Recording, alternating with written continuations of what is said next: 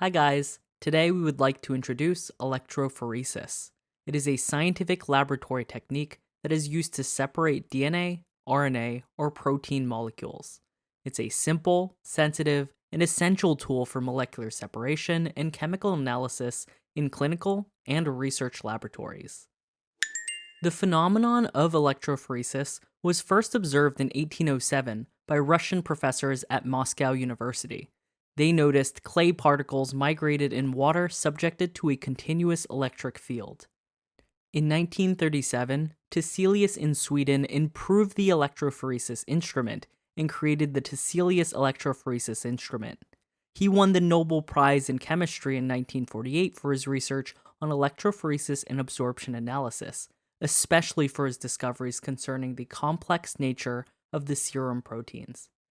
It was successfully used to separate proteins and DNA or RNA beginning in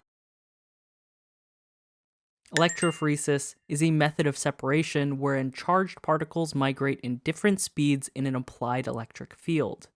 We know that charged molecules under the influence of the electric field migrate towards oppositely charged electrodes.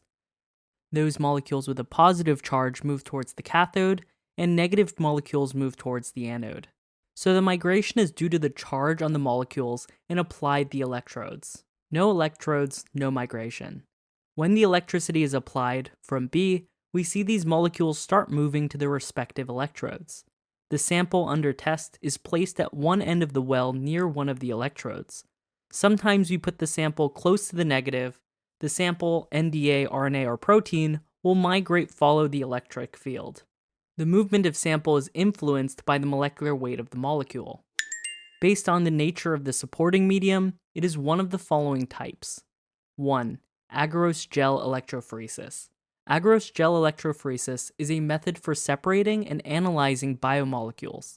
It involves heating a solution of agarose, adding appropriate buffers in electrophoresis samples before the agarose solidifies, and then subjecting the sample to an electric field, causing it to move towards the anode, thus separating and purifying biomolecules such as DNA, RNA, and proteins.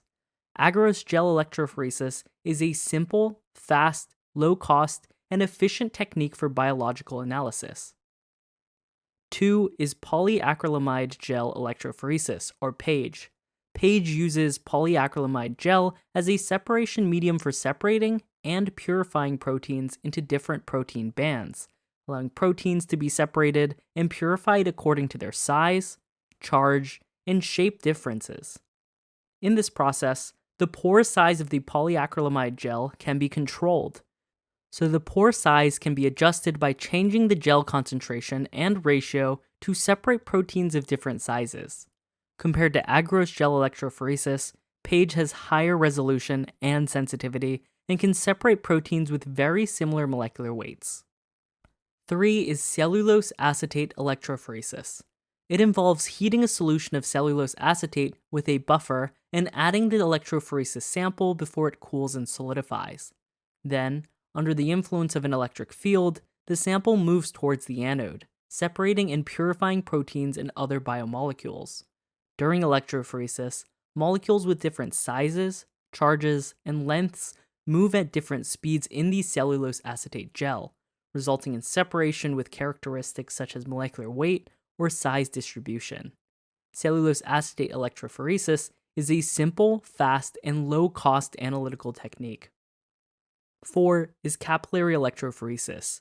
Capillary electrophoresis, or CE, is a highly efficient technique used for separation and analysis of biomolecules based on differences in their charge and size.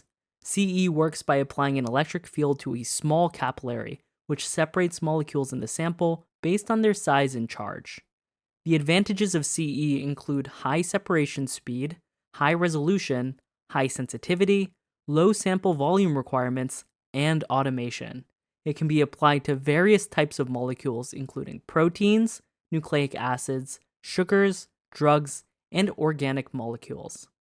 In our channel, there is an introduction to the application of electrophoresis in the field of biology and life sciences. Please continue to follow up, and thank you for watching.